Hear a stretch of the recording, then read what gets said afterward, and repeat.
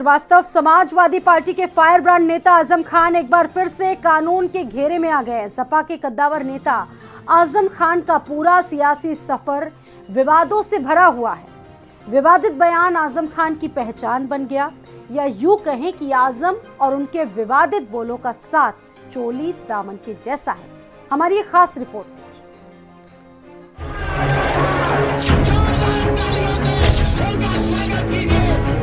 Samajwadi party के चेहरे और कद्दावर नेता आजम खान का पूरा सियासी सफर विवादों से भरा हुआ है। 90 के दशक में समाजवादी पार्टी के उदय के साथ ही सपा के मुस्लिम चेहरे के तौर पर उभरे आजम खान ने सांप्रदायिक बयानों को अपनी राजनीति का हिस्सा बना लिया, या यूं कहें कि आजम और उनके विवादित बोल का साथ चोली दामन जैसा है, जिससे उन्होंने सुर्खियां भी बटोरी और कंट्रोवर्सी को भी गले लगाया। हिंदुस्तान की पार्लियामेंट जो दुनिया की सबसे बड़ी जमहूरी पार्लियामेंट है, पहले दिन का मंजर ये था, लगता था हम किसी नौटंकी में आ गए। लगता ही नहीं था कि ये कोई महोत्सव माहौल की जगह है। ऐसी ऐसी मालाएं, ऐसी ऐसी अंगूठियां जो अक्सर वो बेचता था, मदारियों को पहने हुए देखते हैं, वो मंजर था हिंदुस्तान की पार्लियामेंट। इस परिवार में 2 से तीसरा बच्चा होने की संभावना और माँ बाप को फांसी दे देना चाहिए। ना बांस होगा ना बांसुरी बजेगी। अली और बजरंग में झगड़ा मत कराओ, मत कराओ। मैं तो एक नाम दिए देता हूँ, बजरंग अली। और सब डटे रहो, ये कलेक्टर पलक्टर से मत डरियो। ये तनखैया है, तनखैयों से नहीं डरते हैं। और देखें कई मायावती जी के फोटो, कैसे बड़े बड़े अफसर रुमाल निकाल के जूते साफ कर रहे हैं। हाँ, उन्हीं से है गठबंधन। हाँ, उनसे उन्हीं के जूते साफ कराऊंगा इंशाल्लाह ने चाहा। रामपुर वालों, उत्तर प्रदेश वालों, हिंदुस्तान वालों, उसकी असलियत समझने में आपको 17 बरस लगे। मैं 17 दिन में पहचान गया कि इन जो है वो खाकी रंग का है। मैं 17 दिन में पहचान गया। अलीगढ़ विश्वविद्यालय से कानून की पढ़ाई करने वाले आजम खान इमरजेंसी में भी जेल गए। पहली बार 1985 में जनता पार्टी सेक्युलर से विधायक बने, फिर सपा सरकार में 4 बार कैबिनेट मंत्री रहे और इस बीच उनके विवादित बोल कभी नहीं थमे। हिंदुस्तान की पार्लियामेंट जो दुनिया की सबसे बड़ी जमहूरी पार्लियामेंट है, पहले दिन का मंजर ये था, लगता था हम किसी नौटंकी में आ गए। लगता ही नहीं था कि ये कोई महोत्सव माहौल की जगह है। ऐसी ऐसी मालाएं, ऐसी ऐसी अंगूठियां जो अक्सर वो बेचता था, मदारियों को पहने हुए देखते हैं, वो मंजर था हिंदुस्तान की पार्लियामेंट। आजम का सियासी सफर और विवाद एक सिक्के के 2 पहलू जैसा है। 1989 में मुलायम सरकार में कैबिनेट मंत्री रहते हुए उन्होंने भारत माता को डायन तक कह दिया था, जिसके बाद आजम की जुबान और तीखी होती गई। 2019 लोकसभा चुनाव में बीजेपी प्रत्याशी जया प्रदा के खिलाफ 4 मुकदमे हुए। चुनाव आयोग ने 72 घंटे के लिए बैन लगा दिया, लेकिन आजम तो विवादों के आजम थे। ना तो उनकी जुबान रुकी और ना ही लहजा बदला। रामपुर वालों, उत्तर प्रदेश वालों, हिंदुस्तान वालों, उसकी असलियत समझने में आपको 17 बरस लगे। मैं 17 दिन में पहचान गया कि इन जो है वो खाकी रंग का है। मैं 17 दिन में पहचान गया। इन सब के बीच आजम पर रामपुर में जमीन कब्जाने के आरोप में जिला प्रशासन ने उन्हें भूमाफिया की सूची में डाल दिया। इसके अलावा भी उन पर कई मुकदमे दर्ज किए गए, जिसमें मुर्गी चोरी, बकरी चोरी के साथ साथ किताबों की चोरी का भी इल्जाम लगा, जिसे वो सियासी इल्जाम करार देते रहे। एक वक्त तो ये आया कि उनके ऊपर करीब 100 से ज्यादा मुकदमे दर्ज हो गए। इसमें से कई में उन्हें जमानत मिली तो कई में उन्हें 27 महीने तक जेल में भी रहना पड़ा। मेरे अंजाम से सबक लो, कहीं ऐसा न हो कि कोई इस तरह के काम करने का ख्वाब न देख सके। कहीं ऐसा फिर कोई इदारा कायम ना हो, कहीं ऐसा ना हो फिर कोई बकरी चोर पैदा ना हो, फिर कोई चोर, कोई डाकू पैदा ना हो जो तुम्हारे बच्चों को तालीम और तुम्हारे बच्चों के हाथों में सिखा दे। आजम खान का विवादों से रिश्ता नया नहीं है। 70 से 80 के दशक में जब फिल्मों में रामपुरी चाकू का दौर था, उसी दौर में आजम खान की सियासत में एंट्री हुई थी।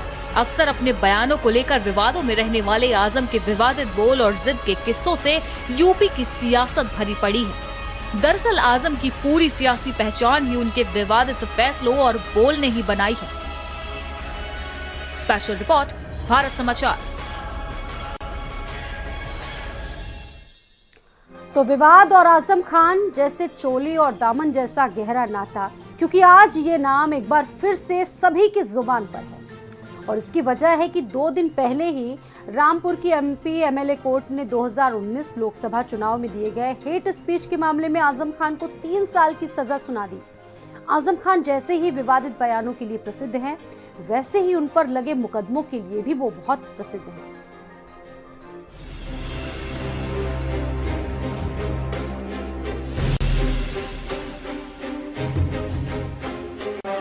यूपी की सियासत में अश्वत्थामा जैसी हैसियत रखने वाले आजम खान ने अच्छे से अच्छा और बुरे से बुरा दौर देखा।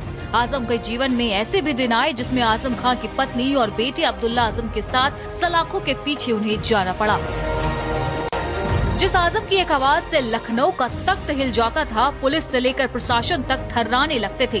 कप्तान डीएमसीआईडी एक आदेश पर भैंस ढूंढने निकल पड़ते थे। उसी आजम खान को पुलिस ने बकरी और किताब चोर भी बनाया। बहरहाल सियासत में कुछ भी परमानेंट नहीं होता। प्रशासन को उंगलियों पर नचाने वाले आजम खान आज खुद कानून के घेरे में है। जो कभी सीएम योगी के साथ हाथ मिलाकर मुस्कुराने के लिए सुर्खियों में रहे, समाजवादी पार्टी के फायर ब्रांड नेता आजम खान का सियासी सफर दिलचस्प रहा। एएमयू का वो शैक्षणिक संस्थान जो सांस्कृतिक तौर पर अपनी अलग पहचान रखता है, इसमें शैक्षणिक और सांस्कृतिक तालीम पाकर आजम खान उत्तर प्रदेश की राजनीति में ऊंचे मुकाम तक पहुंचे और आज पूरे देश में वो अपने अंदाज़े बयां के लिए मशहूर है। हालांकि उर्दू जुबा के खूबसूरत लफ्जों में दिए गए उनके बयान कई बार विवादों का केंद्र भी बने। आजम खान देश की आजादी के 1 साल बाद 14 अगस्त 1948 को रामपुर में जन्मे। मोहल्ला घायर मीर बास खां में जन्मे आजम खान ने ग्रेजुएशन रामपुर डिग्री कॉलेज से किया, जिसके बाद वो एएमयू चले गए, जहां से उन्होंने वकालत की पढ़ाई की और 1974 में बैचलर ऑफ लॉ की डिग्री हासिल की।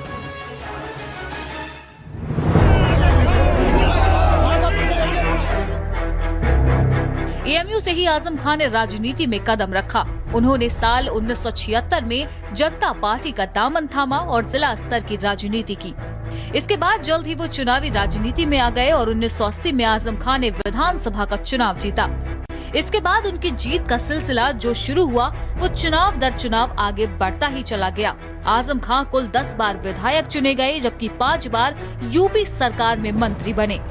आजम खान अपने शहर रामपुर से ही किंग बने रहते हैं। साल 1980 में रामपुर सीट पर पहला चुनाव उन्होंने जनता पार्टी सेकुलर की सीट पर लड़ा और जीता। इसके बाद 1985 में लोकदल की सीट पर जीत कर आए। साल 1989 में जनता दल के टिकट पर जीते और साल 1991 में जनता पार्टी से चुनकर आए। दरअसल जनता पार्टी में बिखराव के कारण वो 80 के दशक में कई दलों में आते जाते रहे। अक्टूबर 1992 में मुलायम सिंह यादव ने समाजवादी पार्टी का गठन किया और 1993 में यूपी विधानसभा चुनाव में आजम खान सपा की सीट पर चुनावी मैदान में उतरे। साल 1996 से 2002 तक आजम खान राज्यसभा से सदस्य रहे। आजम खान को यूपी के सबसे बड़े मुस्लिम चेहरे के रूप में पहचाना जाता है। वो हमेशा प्रदेश और देश में मुसलमानों से जुड़े मुद्दों पर अपनी राय रखते हैं। हालांकि कई बार उनके बयान विवादों की वजह जरूर बनते हैं। समाजवादी पार्टी से मुसलमानों को जोड़ने का श्रेय भी आजम खान को ही जाता है। आजम खान यूपी के कद्दावर नेताओं में से एक हैं। वो मुलायम सिंह यादव के सबसे पुराने साथियों में से एक हैं। साल 2012 में जब अखिलेश यादव मुख्यमंत्री बने तो उनकी सरकार में भी आजम खान कैबिनेट मंत्री रहे। 2017 के विधानसभा चुनाव में जब बीजेपी ने एक तरफा जीत हासिल करते हुए 324 सीटों पर अपना कब्जा जमाया तो उस स्थिति में आजम खान अपनी सीट बचाने में कामयाब रहे। वहीं 2019 में भी आजम खां का बोलबाला रहा। उन्होंने जयाप्रदा को हराकर संसद में अपनी सीट बनाई। स्पेशल रिपोर्ट, भारत समाचार।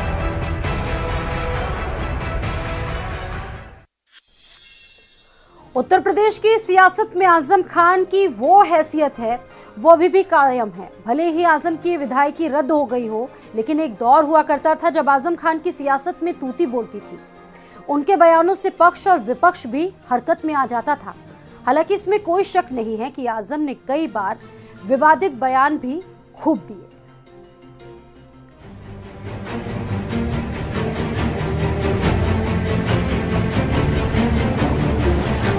हेट स्पीच देने के मामले में 3 साल की सजा होने के बाद सपा के वरिष्ठ नेता आजम खां की मुश्किलें और बढ़ गई हैं। यहाँ तक कि उनकी विधायकी भी अब उनके हाथ से निकल गई है। साथ ही अब उनकी राजनीति पर भी संकट मंडराने लगा है। रामपुर की सियासत में पिछले 42 साल से आजम खां का दबदबा कायम है। यहाँ वो 10 बार विधायक रह चुके हैं। यही नहीं, आजम खां राज्यसभा सदस्य रहने के साथ ही प्रदेश में नेता प्रतिपक्ष भी रहे। यूपी में जब भी सपा की सरकार बनी तब वह कई विभागों में मंत्री बने। 2019 में वह पहली बार लोकसभा का चुनाव लड़े और जीत गए, लेकिन लोकसभा की सदस्यता उन्हें रास नहीं आई। इस चुनाव के दौरान ही उनके खिलाफ आचार संहिता और आपत्तिजनक भाषण के दर्जन भर मुकदमे दर्ज हुए। इस समय आजम खां के खिलाफ 106 मुकदमे विचाराधीन हैं। 9 अप्रैल 2019 को भड़काऊ भाषण का केस दर्ज हुआ था। 10 मार्च 2022 को 10वीं बार विधायक चुने गए आजम। 22 मार्च 2022 को लोकसभा की सदस्यता से दिया इस्तीफा। 23 मई 2022 को विधानसभा की सदस्यता की शपथ ली। 27 अक्टूबर 2022 को आजम को हुई 3 साल की सजा। 28 अक्टूबर 2022 को सदस्यता खत्म, सीट रिक्त घोषित। आजम खां की पत्नी, दोनों बेटों और बहन के खिलाफ बड़ी संख्या में मुकदमे दर्ज हुए। इसके बावजूद आजम खां का सियासी रुतबा कायम रहा। इसी साल हुए विधानसभा चुनाव में वह सीतापुर जेल में बंद होते हुए भी 1,31,000 वोट पाकर 10वीं बार विधायक बने। 2022 में रामपुर विधानसभा से चुनाव लड़े आजम खां ने एफिडेविट में बताया था कि उनके ऊपर 87 मुकदमे दर्ज हैं, जबकि स्वार विधानसभा से चुनाव लड़े उनके बेटे अब्दुल्ला आजम ने अपने एफिडेविट में बताया कि उनके ऊपर 43 मुकदमे दर्ज हैं, जबकि आजम खां की पत्नी तंजीन फातिमा के ऊपर 35 मामले दर्ज हैं। इस तरह पूरे परिवार पर 2022 तक लगभग 165 मामले दर्ज हुए। साल 2007, केस कोई नहीं। साल 2012, केस 5 दर्ज हुए। साल 2017, 1 मुकदमा दर्ज हुआ। साल 2022, 87 मामले दर्ज हुए। योगी सरकार के 5.5 वर्षों के कार्यकाल में आजम खां 5वें ऐसे विधायक हैं जिन्हें विधानसभा की सदस्यता से हाथ धोना पड़ा है। 2017 में रामपुर की स्वार विधानसभा सीट से विधायक बने अब्दुल्ला आजम की सदस्यता भी इसी तरह जा चुकी है। स्पेशल रिपोर्ट, भारत समाचार। लखीमपुर खीरी की गोला विधानसभा उपचुनाव को लेकर 3 नवंबर